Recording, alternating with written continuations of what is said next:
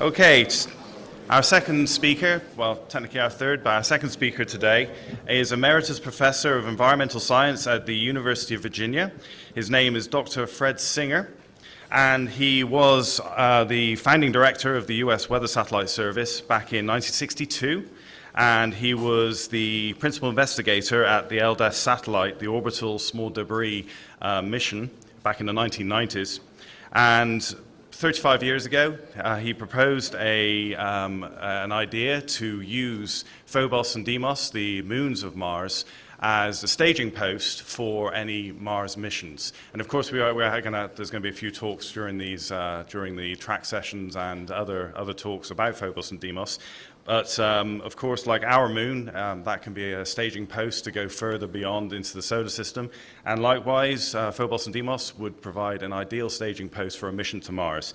So I'm going to hand over to Fred Singer now, and his talk is going to be Reach Mars via Phobos and Deimos.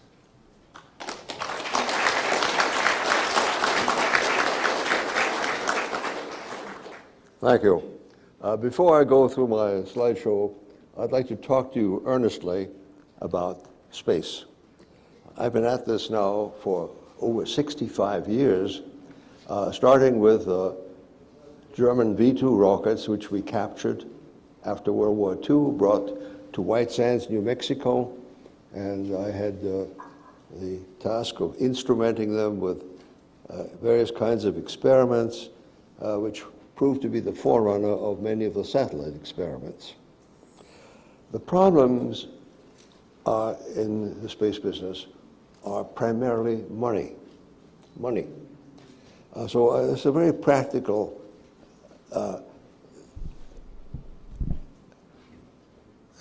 few words I'd like to say to all of you. There are going to be three big fights. The first fight has to do with money for NASA in the US budget. There's very little any of us can do about this, except to support our people in Congress who will support NASA. The main one here is Congressman Dana Rohrabacher from California, who represents Huntington Beach, Costa Mesa, and that area. And I think he'll be here tomorrow night, so you might want to talk to him and tell him that you will support him, and I hope he will be chairman of the Science Committee, which will be a powerful position for him to support NASA in any budget fight. The second big fight is about the target. What should we be looking at? Obviously, all of us here think it should be Mars, but that's not a universal opinion. There are many who think it should be the moon. There should be a colony on the moon. George Bush had the idea of colony on the moon. Others think about asteroids. I think, personally, that these are all detours. We should aim for Mars and nothing else. We have limited amount of money. Mars should be our target. Colonization of the moon is what for? Think about what you can do there that hasn't been done. Think any science that can be done? I doubt it. Asteroids? Well, we have many of them in our museums. They're called meteorites.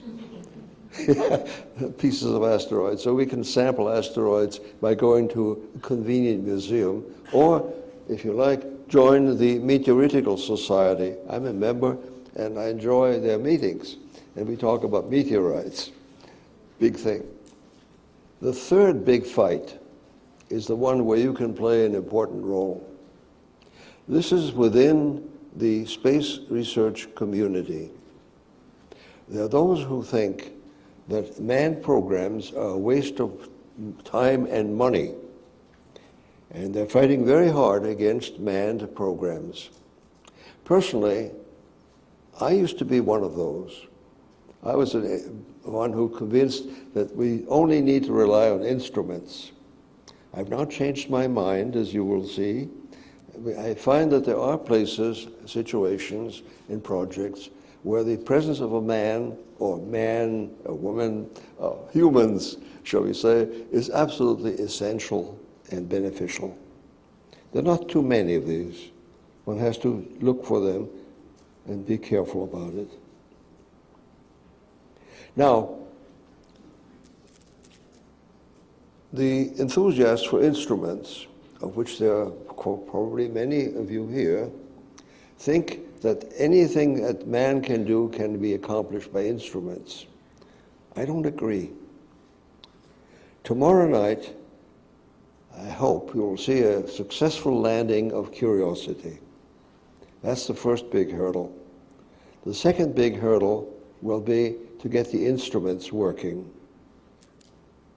And the third big hurdle will be to make sense of what it comes out of it. And I can guarantee you now that it won't be enough. As soon as the first results come in, there will be clamoring for more missions of the same kind to look for more samples, deeper samples, and sample returns. You cannot get around sample returns. I think it's extremely difficult, perhaps impossible, to completely simulate a human geologist with instruments. But there's some people who think it can be done. Well, we'll see. Whatever comes out of it, there'll be a lot of hype, all kinds of successful stories about what we learned. But let me tell you, unless we see little green men, the public isn't going to be very interested. And the chances of doing Curiosity again are very, very slim. That's $2.5 billion. In fact, the chances of carrying out an unmanned program for any length of time, I think, is very, very problematic. I don't know whether the public will support it. I don't know whether Congress will support it. I think a manned presence is necessary to gain public support, if nothing else. So I think NASA without manned programs won't survive. And those who think it's a zero-sum game, that if they can cut out the manned programs, they'll get more money for unmanned missions, they're just wrong. It won't work. NASA will not survive without a manned program, without a manned component somewhere. Now comes the question, what kind of a manned mission? I think all of you are used to thinking about putting man on Mars. Some of the more advanced types here, I'm sure, are thinking of colonization of Mars, terraforming of Mars. Those are wonderful ideas. I like to think about them myself. But think for a moment what a man or a group of astronauts could do on the surface of Mars. Really, not much.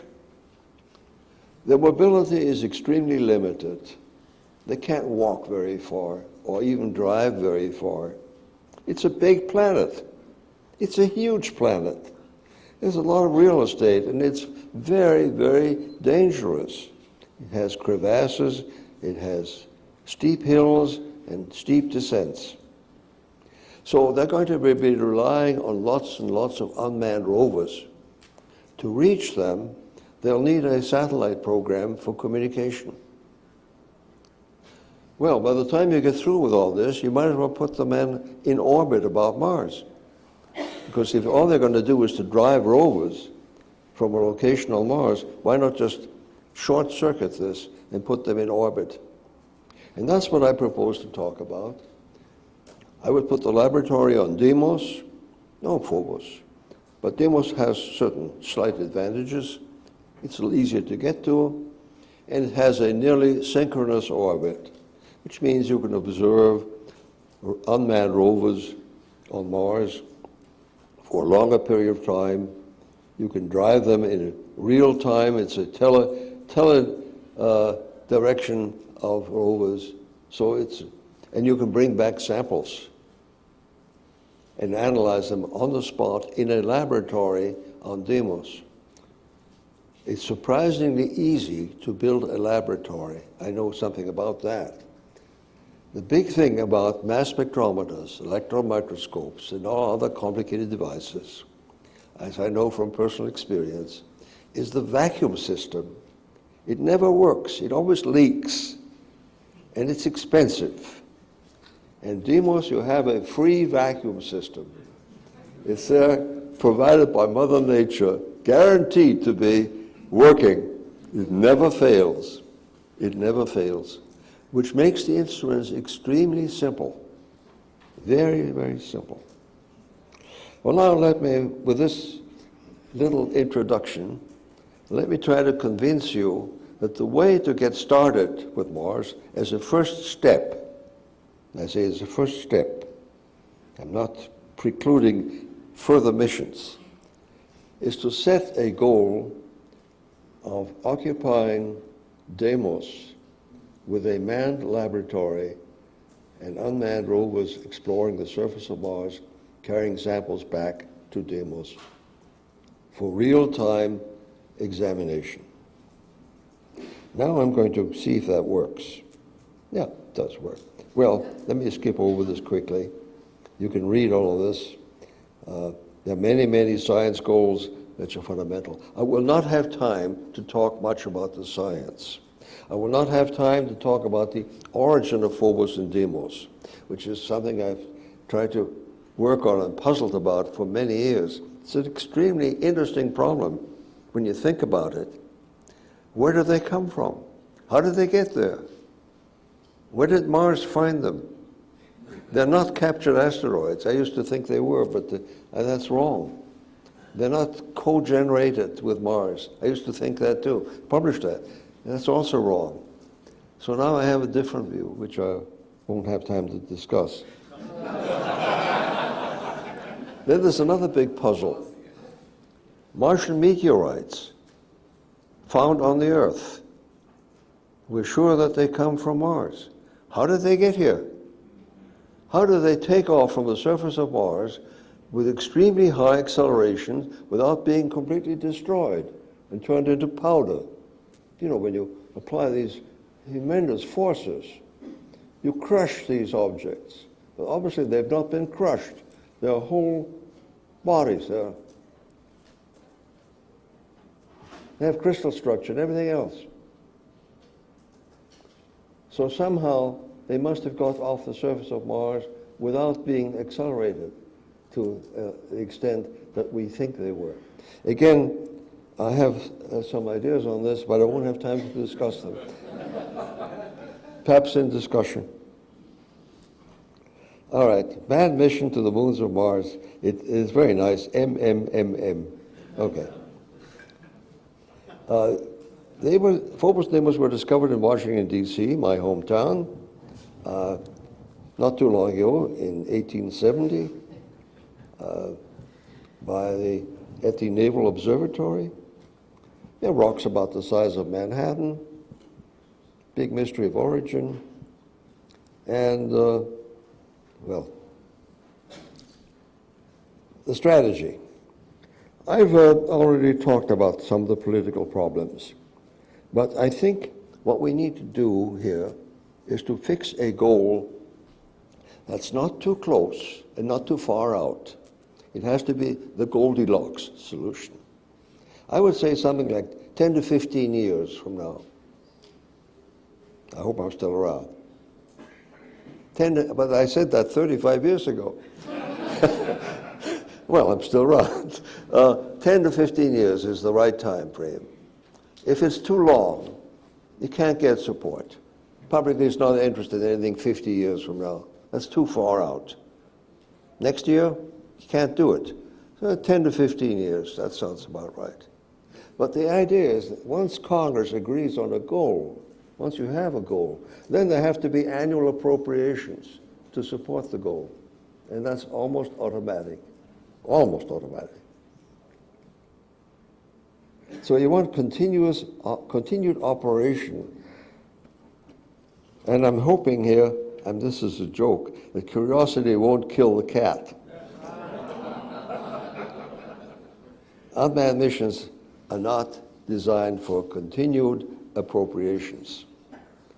But if you have a manned mission 10 to 15 years from now, then you might get Congress to appropriate money every year for NASA to do that job. All right.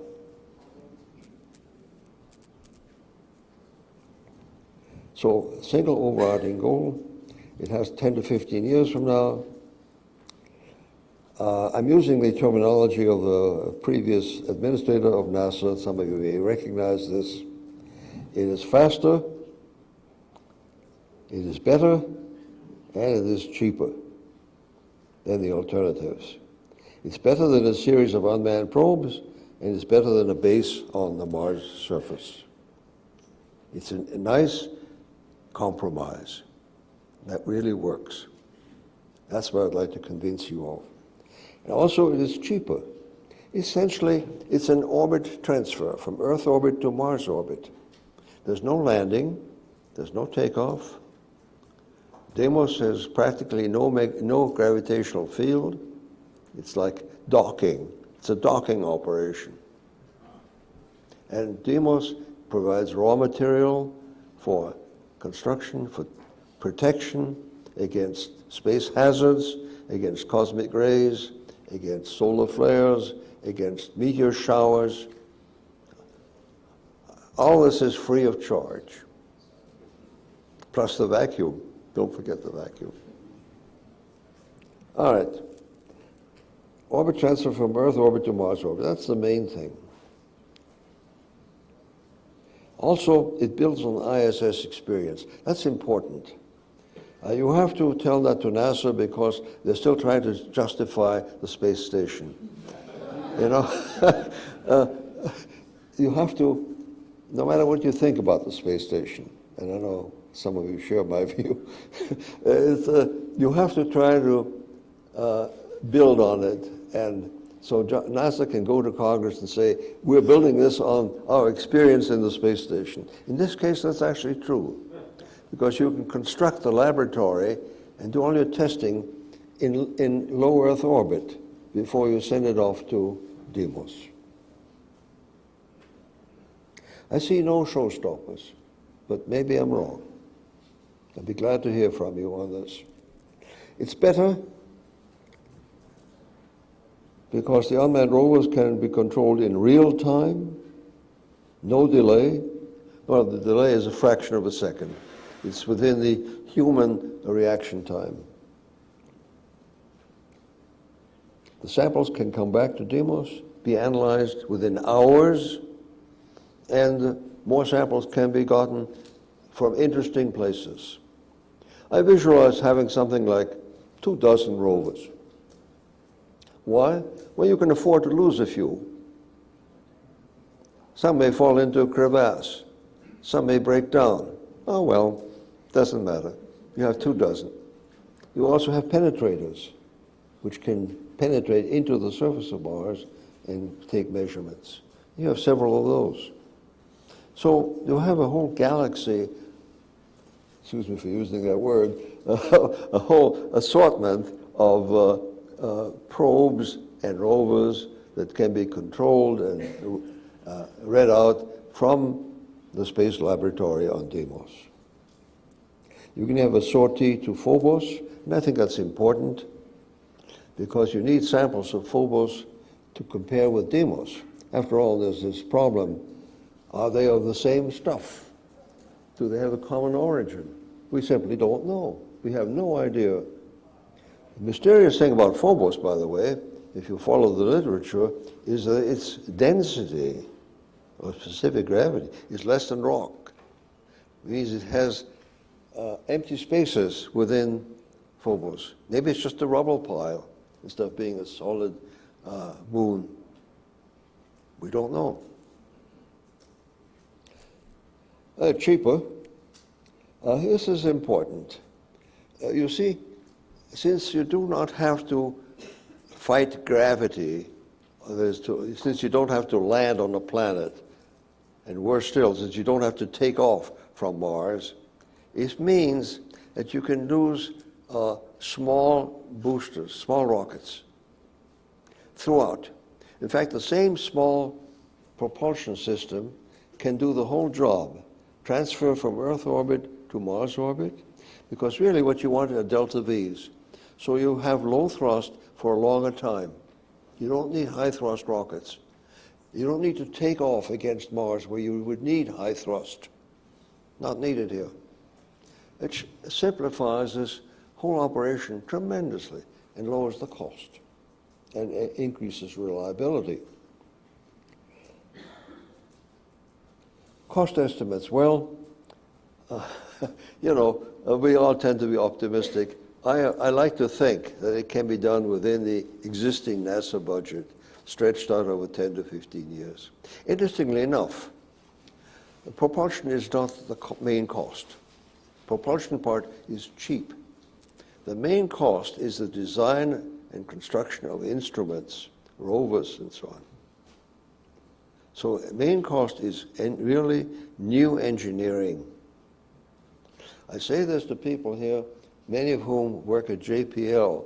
It'll keep JPL in business for decades to come. You have a great future, fellows and girls. Okay. Well, I've already discussed this.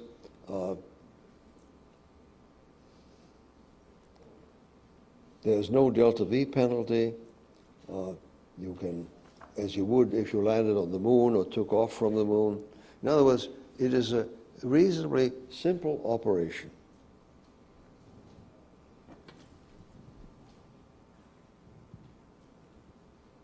Existing engine, smaller, less weight, better mass ratio, all the sorts of things you could ask for.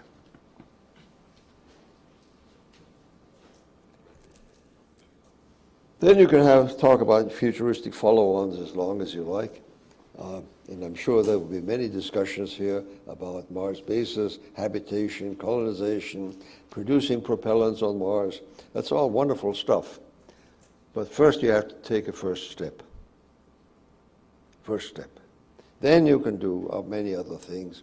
Terraforming agriculture on Mars. Why not? Sounds good. Phobos and Deimos are probably your cheapest sources of raw materials in the solar system because the delta V penalty is so low. The moon is quite expensive. Getting stuff off the surface of the moon costs a lot of money. So you can get stuff from Phobos and Deimos to Earth orbit for very little money. You could actually set up a pipeline, what amounts to a pipeline, transferring material from Phobos and Deimos, unless the Sierra Club stops you from environmental degradation of those moons. Urgent tasks of design and test penetrators with instruments for subsurface composition. That's a job in nuclear physics. You have to, the way I visualize it, at least that's what we used to do in the oil exploration business, is to construct a neutron source within a narrow 1-inch diameter probe which penetrates into Mars, in this case, into Mars, and emits neutrons, and then you look for activation gamma rays. Design and test the sample recovery rovers, that has to be done. Design and test the geology lab, that can be done on the space station. And then design and test a hybrid electric power system. I don't know what that will be yet, but I visualize solar plus chemical plus nuclear. Depends on how long the operation is. Many, many things need to be studied from a systems point of view. This is not a systems study yet. But I will tell you that a nuclear device is very cheap. It can be buried on Deimos. You don't need shielding. You don't need to carry shielding with you. Bury it on Deimos, run cables for some 100 yards or more to an other side of Deimos, and you're safe. Well, as I said, I won't have time to talk about the origin of the Martian moons, except maybe in response to questions. Thank you very much.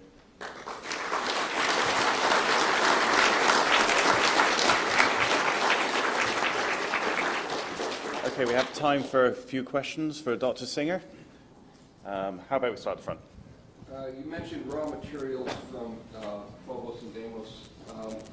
I seem to recall that they're carbonaceous. Is that true? And if so, what do you envision as some of the raw materials that you get?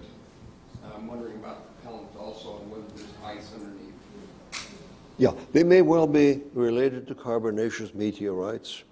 The problem is that you have regolith covering the surface, so that you don't know what they're really made of. One of the big puzzles, at least to me, is why does Deimos look so different from Phobos? Deimos seems to be smooth. Phobos shows all kinds of craters. I think it's a matter of regolith, of dust and stuff, soil covering Deimos, which makes it look different. But we don't know. We have to take samples. We need samples. Okay, lady over there. Speaking of samples, you said that you wanted to be able to start doing geological tests of samples that you would find on Mars on one of the moons. But wouldn't that end up costing just as much, just getting all that material that you would have collected through unmanned robotics or anything like that to the moons? So your question is using it as a base. Is it really more cost? I mean, why is it more cost efficient? Okay. However, you still end up being Okay, why is a mission to Phobos and Deimos going to be more cost efficient than landing directly on the Martian surface? Since we would have to still bring everything up to the moon. Since we still have to bring up all the samples from the Martian surface to Phobos and Deimos anyway. Oh, yeah. You have a difference in weight. The samples are probably a fraction of a pound. A base on Deimos might weigh a lot more, particularly if you add the humans and you want to bring them back. And that makes a big difference. Also, there's a safety problem and many other problems. Believe me, if you cross these things out, a Mars base is extremely expensive. Okay, we'll head straight to the back. Actually, two things. Obviously, you wanted to ask you where did they come from? The other question is, what are you going to do about the fact that you're in microgravity, and that's very deleterious to the human body? What are you going to do about the microgravity situation on the moons that can degrade the human body? And also the first question was, where do these moons come from? Because we all want to know. The zero gravity problem is a general problem, not really related to the moons of Mars. It's a problem of the space station. We have experience now with people surviving more or less a year or more in the space station without real problems. What this calls for is a rapid transit from Earth orbit to Mars orbit and spending not much time on Deimos. I visualize that the whole operation on Deimos itself, from Deimos, can be done in a few weeks. But there is the astronomical problem of coming back at the right instant when the position of Mars and Earth are just right. The way to overcome this is to not use coasting orbits, but powered orbits. This costs money. You have to spend money on propellants. The propellants are very cheap. You have to just spend money on propellants. There's a bonus to this that I need to discuss. In addition to zero gravity, which is a physiological problem, but which could be overcome by artificial gravity, you know, centrifuges and so on. People have discussed this and worked on this. There's the problem of space radiation, shielding against cosmic rays, and particularly against solar flare-produced high-energy particles, which can be very serious. You need to shield against that. The best way to shield against it is to use propellants. You have to figure out a way of embedding the laboratory as it is in transit to Deimos within you might say, a cushion of propellants, which will act as a perfectly wonderful shield. It's the best kind of shield. People generally think that lead is a good shield. No, it's propellants. Low Z, low atomic number nuclei. Hydrogen is the best. And we just got time for one more question down here on the front. Yeah, is there any chance of water being on Deimos? Is there any chance of water being on Deimos?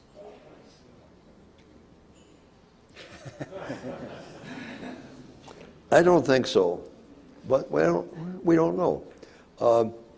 Now, it is possible that Phobos and Deimos are both rubble piles, and the question is, what is in the empty spaces?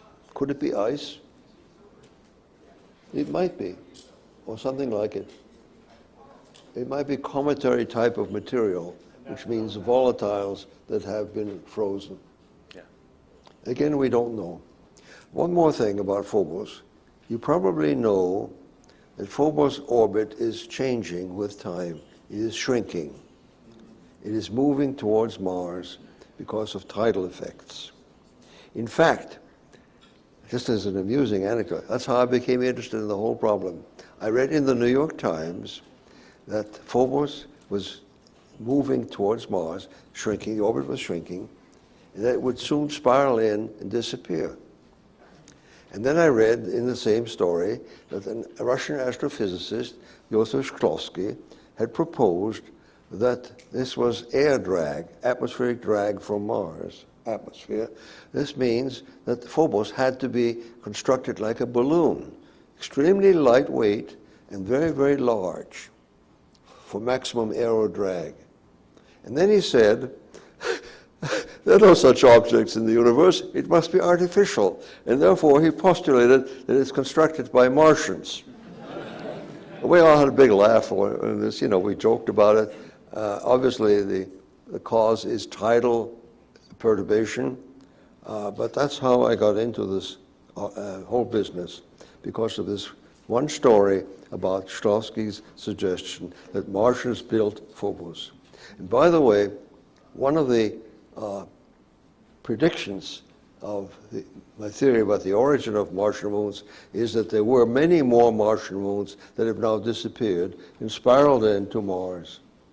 And all that's left of the initial body, which is now gone, is Phobos and Deimos. These are the only two remnants, and pretty soon, in about 5 million years or so, Phobos will be gone, and you won't be able to see it anymore. As I tell my class, if the dinosaurs had had better telescopes, they would have seen more moons of Mars, but they didn't.